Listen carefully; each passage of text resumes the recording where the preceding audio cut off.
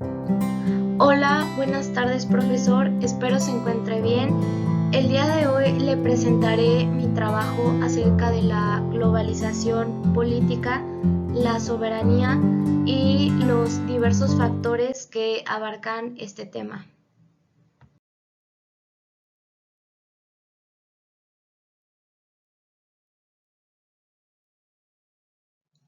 Para comenzar este trabajo es preciso definir qué es la globalización política. Es el proceso por el cual se crean normativas que logran alcance mundial. Así, una gran parte de los países del mundo se comprometen a seguir ciertas directrices. Es un fenómeno por el cual surgen mecanismos e instituciones internacionales a las cuales cada vez deciden sumarse más naciones. Estas prometen entonces seguir determinadas normas, por ejemplo, en materia de respeto a los derechos humanos. La globalización política viene de la mano con la globalización social, que es el proceso por el cual todas las personas del mundo persiguen el reconocimiento de los mismos derechos. Asimismo, no debemos dejar de lado el papel clave de la tecnología que hace posible la comunicación a distancia en tiempo real. Esto tiene un impacto en la globalización política, porque en caso de que un país incumpla, por ejemplo, sus compromisos internacionales, esto se difundirá al instante. Una de las ventajas que podemos mencionar sobre la globalización política es que a través de organismos internacionales se pueden buscar soluciones diplomáticas a conflictos entre países. ¿Qué es la soberanía? La soberanía es un concepto ideal creado a través del tiempo, que en su momento se utilizó para sometimiento de unos sobre otros. Por ejemplo, el señor feudal sobre los siervos, el rey sobre los súbditos, etc. Soberano y soberanía son dos conceptos que aparecen en el siglo XII. El primero designa quién es superior y viene del latín medieval superanus. El segundo, que quiere decir la extremidad superior, la cima. El concepto de soberanía se crea desde la perspectiva de lo interno del Estado. Los internacionalistas Groucho, Gentili, Vattel y Wolff centran el concepto de soberanía desde la perspectiva de las relaciones internacionales, y para ellos es la ausencia de juez superior.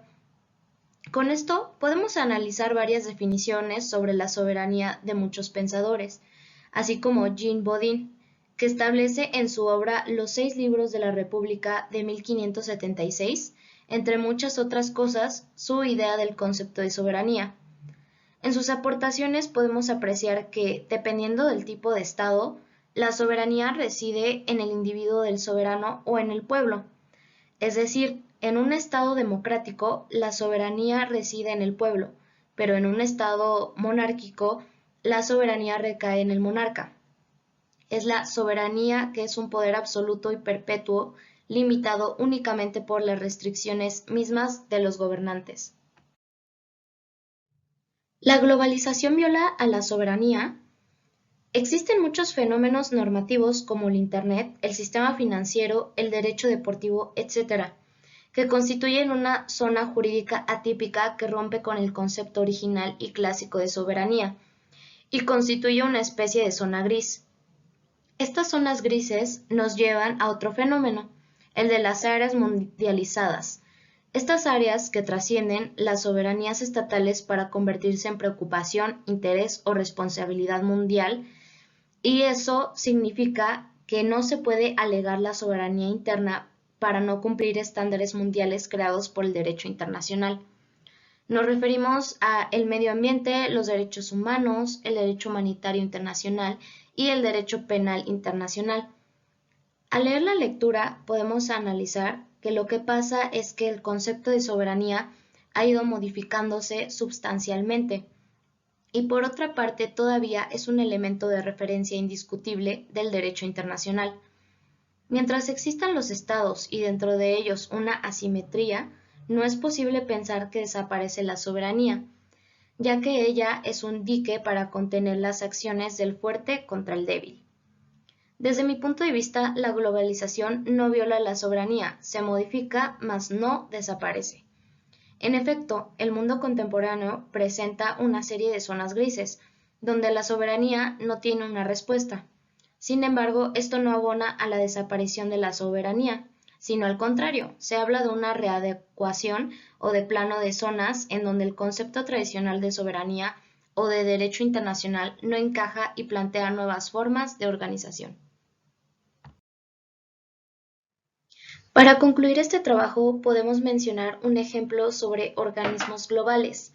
En este caso, la UE, que es un bloque comercial importante integrada por 28 países en los que circulan libremente personas, mercancías, servicios y capitales. La moneda común que usan es el euro. Y un dato importante es que Inglaterra jamás cambió la libra por el euro. Es por eso que se hizo un tratado llamado Brexit, donde Inglaterra sale de la Unión Europea. Así como este tratado, existen muchos más de otros bloques comerciales y económicos, por mencionar rápidamente el Tratado de Libre Comercio de América del Norte, que es el TELECAN, constituido por México, Estados Unidos y Canadá, el APEC y el Tratado de Libre Comercio entre México y la Unión Europea.